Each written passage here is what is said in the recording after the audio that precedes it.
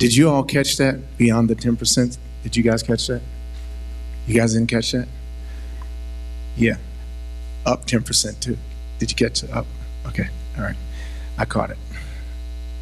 Did you guys catch it? Okay, you didn't catch it. Okay, well, we'll make sure they make that clear. All right, next we have legal update from Eden Canyon Fire, Attorney Roxelle Richards. Yes. I also want to give a special thanks to Mitch Glazer, Assistant Deputy Director. And again, she's going to share some things with you that you don't know and you need to know. Hi, you guys. Hi, Terry. My name is Attorney Roxelle Richards, and I'm the principal of Eden Fire Legal Team. I've been practicing 20 years. I practice in California and in Texas.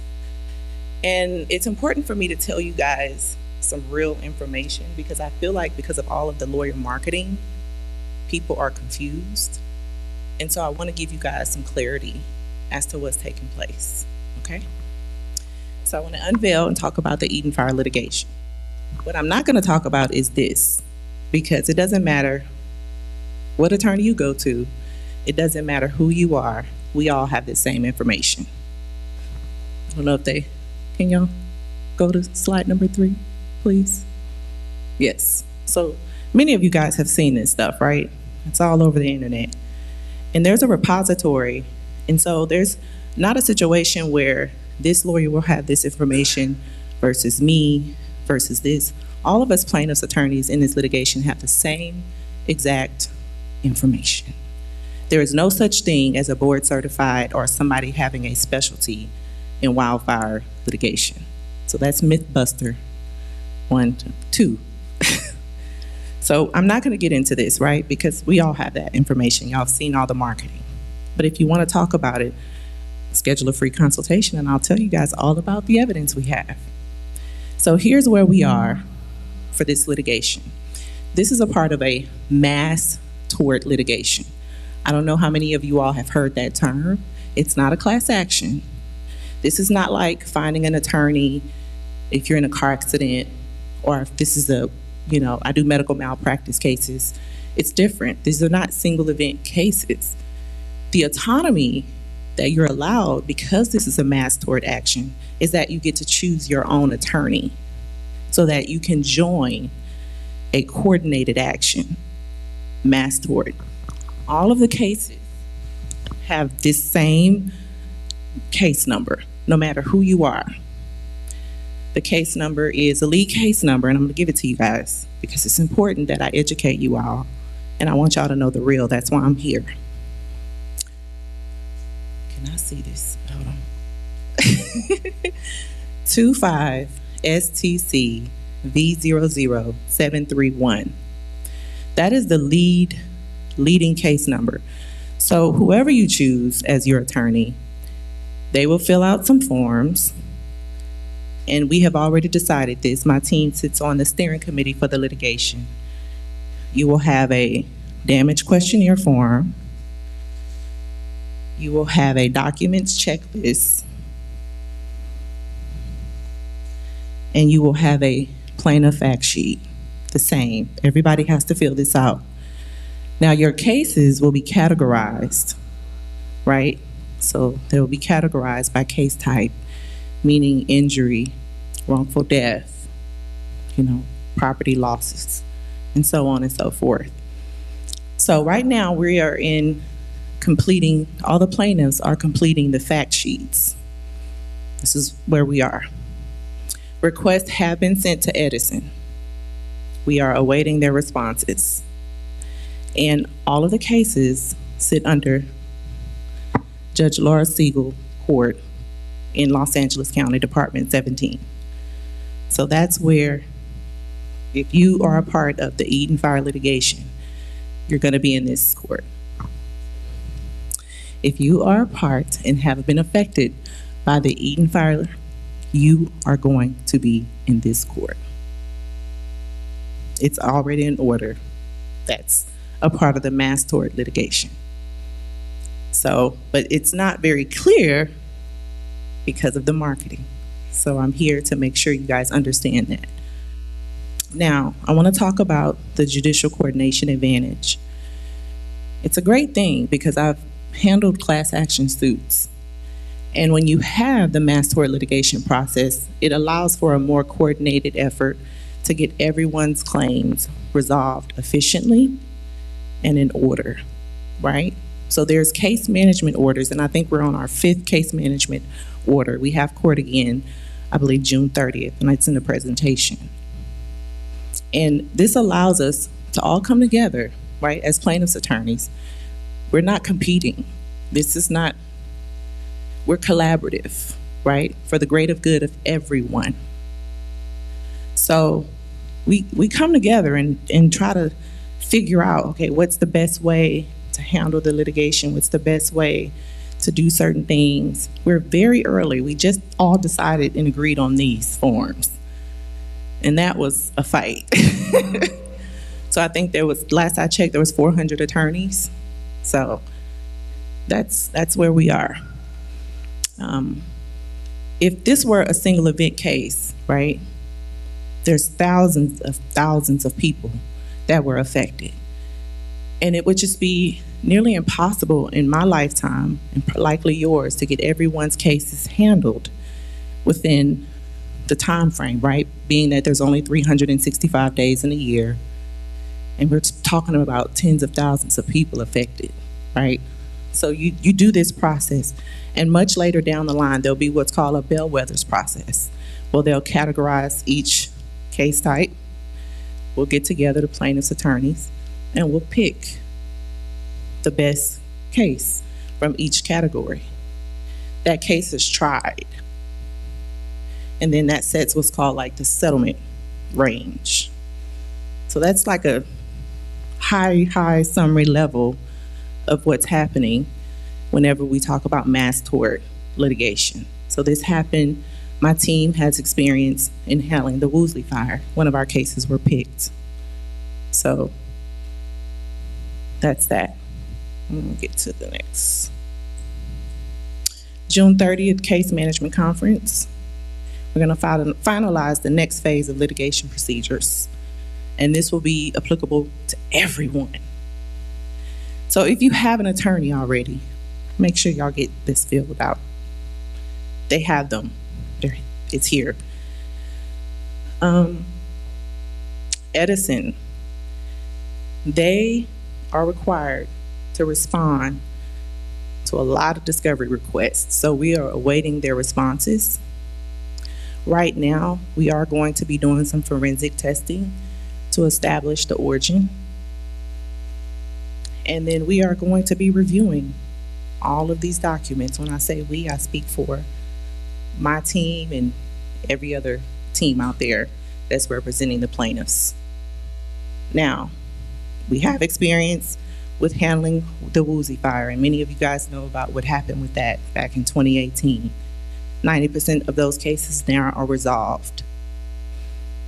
The great part about who I am is that I care. I really care. And I don't know if any of you guys have ever gotten this information from a lawyer. So that's why it's important for me to share this, because I feel like a lot of people are just getting so overwhelmed by the marketing and the pretty bells and the whistles, and they're losing sight of what the real reality is of how these cases are handled. Because at the end of the day, what matters is that you have to be with someone that's gonna be here every step of the way with you.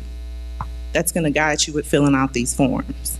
That's gonna make sure that we can assess your damages as much as we can to make you whole again. But if it's not here, and if you're not walked through that process, then whatever is here is how your case will be evaluated. Settlement expectations, each case resolves on specific damages. Again, there will be a matrix later on down the line, and there'll be certain case criteria. I gotta go. And I think this is why you want me to end. I'm gonna end right now. My name is Attorney Roxelle Richards. I'll be over here at this booth. If you guys want to speak with me, and if you want to talk a bit about more of the case and what you can expect, it's free to talk to me. I'll come to you. Terry knows that. And I'm here, EdenFireLegalTeam.com, and I have some cards and I wrote some guides, and it's worth you guys reading it. Thank you. When I spoke with her and she shared some of that information with me, understanding litigation, it was an eye-opener for me. So I wanted her to come, and maybe some of you are saying, that must be Pastor McFarland's lawyer. She's not my lawyer. I want to make sure you get the best information, the facts. And I know the majority of people don't have that information. You don't know that all of these attorneys are actually working together. But I do understand marketing and sales, and it's a lot of fluff in marketing and sales. And a lot of attorneys have come into the city with a lot of marketing and sales and a lot of fluff. All right, at this time, we're going to get into some of our service providers, and they're going to go in an expeditious manner. We're going to have Mr. Mark Sockram from Sockram Builders. He's going to come now. Come, sir.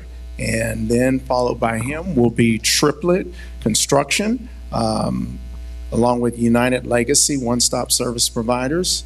And then we'll have the next group. Come on, sir. You know, this is funny because he always on the pulpit. So I don't stand on the pulpit unless, you know, I'm invited. But I can't tell you what it feels like to lose a house of the magnitude in which you guys have. So I apologize on behalf of the ignorance of whoever, you know, had this issue occur.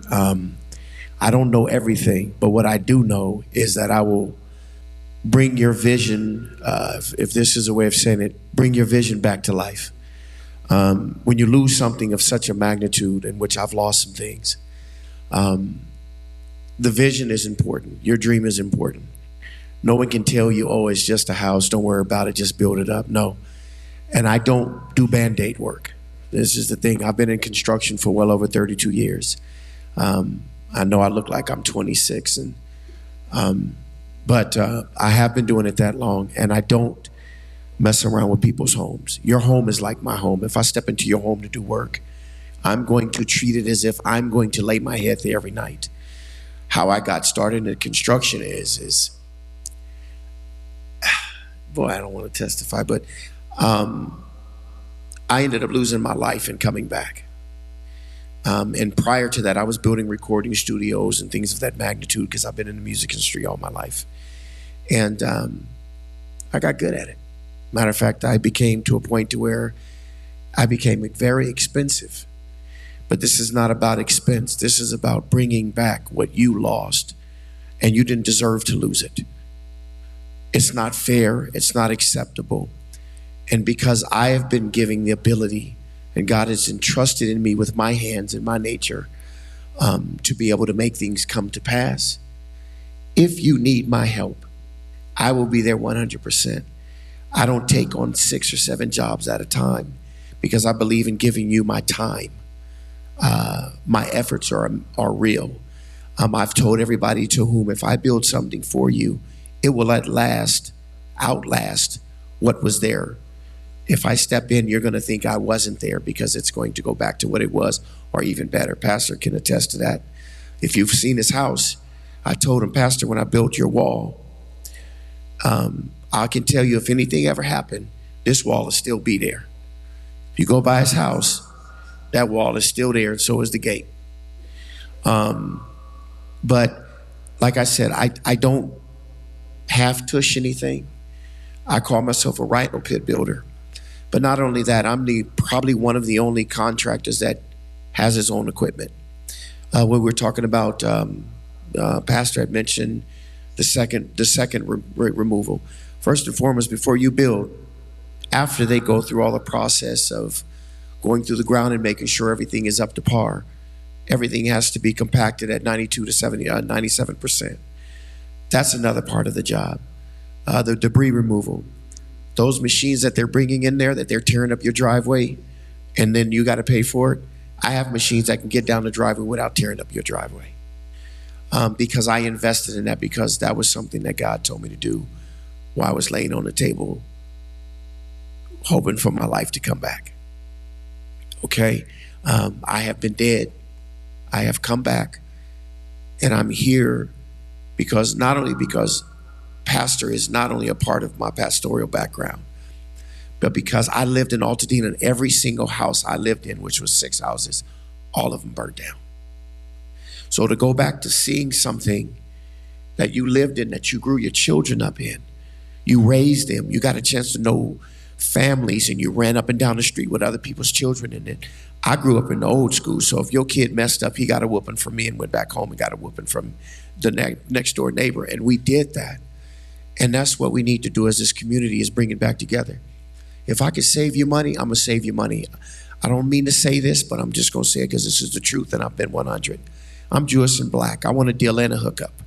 So I expect to give you that same thing. You know what I mean? Like I said, I don't half build anything. I've been doing it for 32 years. I'm licensed, I am bonded, I go above the standard level. Like I said, if you need it cleaned up, we'll get it done. If you need it graded, we'll get it done. Met some gentlemen here, phenomenal clearance. This cat in the back, listen, we're here to do this together. This is not a one-man job, okay? And there's one Father that arts in heaven that oversees this, and I know that if we do it together, we can make it happen, if that makes sense. If there's any way that we can break it down and get you a break, a discount, I don't want you to go back into your house and say, okay, my house was built in 1957. I got these old floors. If they say it's got to be like for like, let's like for like it, but step it up. Amen. If we can do something extra and it's not going to cost you, let's do it while we're starting from the beginning. If you're going to build a relationship, don't build it on the foolishness of what has occurred. I'm sorry for bringing this up, but this isn't ahead. You mentioned about the oak tree. The problem is the tree that was born in 1957 has grown approximately 42 feet from that point. That means, does that change, since it's like for like? Is that going to change the build for that person? Because now you got to be 5 feet off of a branch or so many feet away from the footing of the actual growth of the rooting system. Do we go back to 1957 rule if they're going to go up 10%, or does that change the factor? So we have to be aware of those things, because they may tell you. We have to be on point, and we got to talk to one another. If your neighbor needs help, do it. I'm here for you 100%. Like I said, anything that I can do to put you where you are, I got you.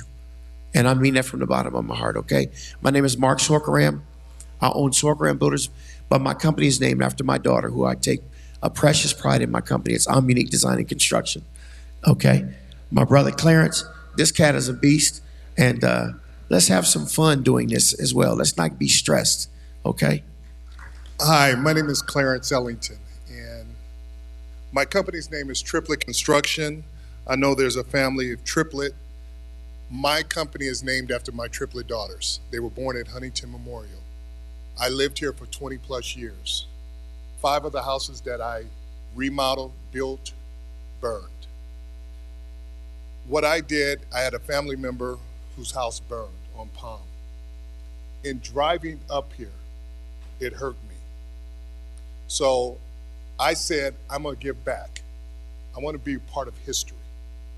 I wanna be part of history. And history is saying giving back to like kind, like us. I do not believe that contractors, architects, engineers, public adjusters, individuals should be coming and taking advantage of you. Part of it is distress that you've lost everything. So it should not be stressful for you to build back. What I did is I asked some of my friends who've been in the business 30 years, 20 years, to say, would you help me do something historical? Help homeowners get their homes back. I have 4 subcontracting companies under me that will help build your home back. I have a structural engineer whose father, who was one of the first structural engineers, black engineers for the state of California, who's on our team. I have a claims administrator. What is that? You're hearing about public adjusters. They're charging 15 and 20%. I have a claims administrator who will help you, work with you with your insurance company at no cost to you. So that 15 and 20% should stay in your pocket, not been given to someone else, to understand the policy. The insurance companies have an understanding of $300 to $400 a square foot in the community in Altadena. One of the issues that you're hearing that contractors are saying we're going to charge you $500, $600, $700 a square feet. I would be cautious of those individuals, and I'll explain why. Even with the 40% tariff, even with supply and demand, no one has really built anything yet. So how can there be a supply and demand if there's nothing being built, nothing's being ordered? One of the core understanding of construction is getting the right information. Our structural engineers, our architects are licensed and bonded. Why is that important? Everybody knows that the Corps of Engineers have come in and when they cleaned out your property, they took 6+ inches of dirt along with your footprint. What's important with that is you have to have an experienced architect or engineer go to your property, not just do it on the computer, but go to your property and make the adjustments necessary so when they put your home back, that it controls that 6 inches thereabout to make sure that you have no flood, because the elevation of your home is no longer existing. The second part of that, you must make sure that you have not only the soil tests, make sure that you have a survey. Why? Back in the day, Altadena, okay, Pastor, you can have 3-4 feet of my land. I don't care about it. Put your fence up. I know your house, your truck is bigger than mine. Go ahead. Now that you've had a fire, you should have, we strongly recommend for our clients 3 things: soil testing, compaction, and a survey. Why? Because in 6 years, 6 months, 8 months, if you have not had a soil compaction on your property, that property is going to settle, you're going to see cracks, and the person you're going to blame is the contractor because he or she did not do their job right away. We are a one-stop shop, United Legacy Builders. What does that mean? Our job is to make it sure that it's stress-free for you.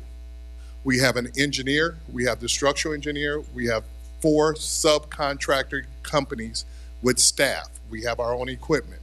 We also have a design specialist. Raw Development Design is a person who does high-end multi-million-dollar homes, and I've asked him to come in at no additional cost to you to design your home. What's important about that? What I like, you may not like. So that person's gonna sit with you, talk with you, share with you, and show you what you may want, and then you select what you want in your home. Do I want a house that's gonna talk to me, or do I want a house that's just regular? That's important. Why is it important? Is because the first person is gonna get your insurance to let you know what you can build. The second person is gonna help you design your house.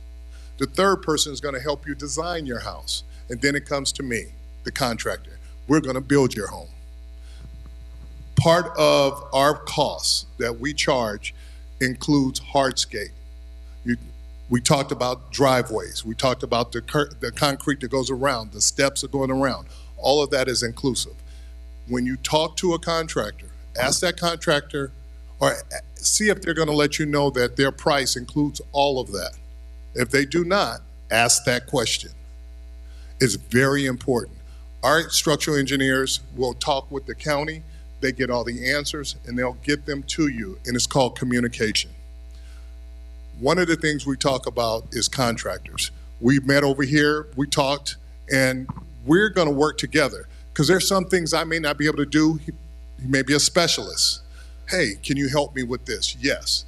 We gotta work together. The same team that's gonna work with you, the contractor should work together. It's not a competition. It's about building a history. I want to be part of history. I want my daughters and my grandkids, one day I might have some if they hurry up, but I want them to be able to say, my father, my grandfather helped restore this family, this community that we once lived in. I'm Clarence Ellington, United Legacy Builders. We're here for you to support you. Thank you, sir. Awesome.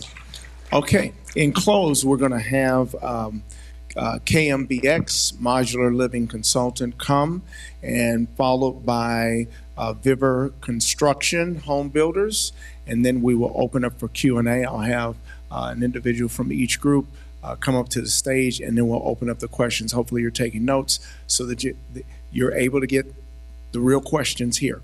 All right, Mr. Wellington. Good evening, everyone. How are we doing tonight?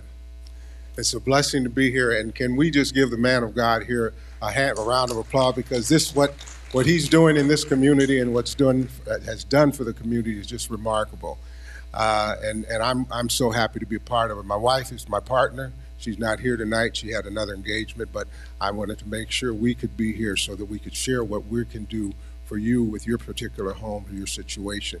And as my brother here just talked about, we've all talked. We're in the modular home business in terms of selecting a home that might be built in the factory that can be done maybe in a shorter period of time for some less money, but still built the same way it would be built on as a stick-built home. And so, in what we do, we would actually need to work with gentlemen like this, because we still have to have certain site work done at the property once the home is brought to the site. So we are working together, and it's just such a blessing to be here. A couple of things, and I know we've got some questions, and I can come back and answer some, but a couple of questions has come to me early, and so I thought it might be worth at least addressing those right now. How many people have lived, or I should say, how many people moved into their home after it was already built? So most people here didn't necessarily build from the ground up. Am I correct? Okay. So what the reason I ask that is because one of the things with modular building is that some people are not real familiar with it. They mistake modular home versus a manufactured home. Those are two different types of homes, and they're both fine homes. One, the manufactured home, though, is one many people it's what was called the old mobile home up until 1976. And so you have the 40-yard boxes, so to speak, that are those that are transportable on a chassis that you can roll into and place on in a mobile home, or as well. They can also be on a permanent fixture. But a modular home essentially is the same as a stick-built home. They build it in the factory, and I want to clear up some misconceptions. So if you have those questions, we can talk about it later. But everything that is done just as it would be done if it was built site-built. There's some advantages that we profess that exist. It could be done. It's a little quicker. Could be done quicker, as well as potentially cost savings. So we can talk about that. But one of the things that I think is real important is to get the information, because it's so important right now, because I heard the attorney over here and everyone that's here right now, we're hearing all kinds of chatter. And if we're in this room right now, the people in this room right now are here because we want to be here, and it's important for us to be here for you. Believe me, this man of God has brought us together, and I can guarantee you that anything you're going to get, anything you're going to hear from those people that Pastor McFarland have brought here, we're going to do the best and be the best we can for you. And so a modular home versus a manufactured home versus a container home, these are all homes that are built off-site and then brought to the site. Now, the difference between, and I'll say this because there's a distinction between a modular home. The modular home is still governed by the same guidelines as a stick-built home.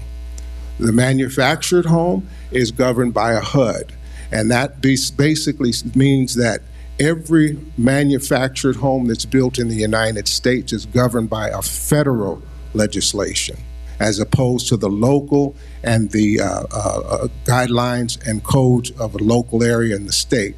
The modular home as well, is inspected by the state before it leaves the factory and is approved, and once it leaves the factory and then comes out and then meets the approval of whatever local location it's in. So one of the things, I'm gonna close out now, but I look forward to speaking to you. I've got some information here.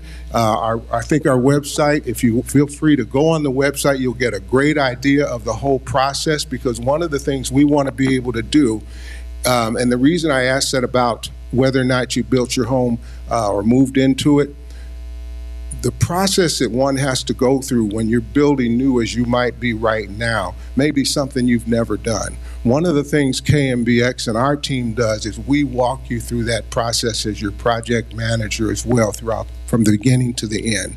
And for instance, there are several manufacturers or fabricators in the state, good ones.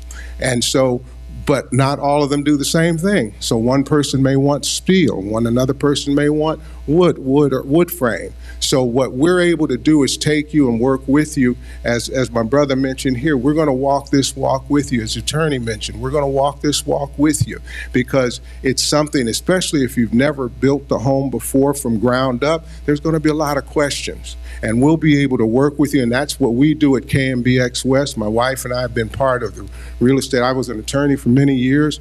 I've built construction, I've did every facet of real estate you can think about. Large development projects we've done. My wife was the president of a mortgage bank. We can work with financing in terms of offering that type of advice. So I look forward to talking with whoever might want to come over to my seat or our area, and I want to thank you for being here tonight, and thank you, Pastor, for allowing us to be here. How's everyone doing tonight? Good, good. My name is Sal Amin with Vivier Construction. We've been licensed for over 21 years. Zero complaints on the CSLB, zero complaints on the Better Business Bureau. And we understand that the construction industry in a whole, excuse me, it's a reputation-based industry. You make a mistake here and there, you don't promise what you deliver, and there goes your business. There goes that chain, there goes that outlet. We had the pleasure to meet Pastor McFarland recently. He's been an excellent pillar of the community.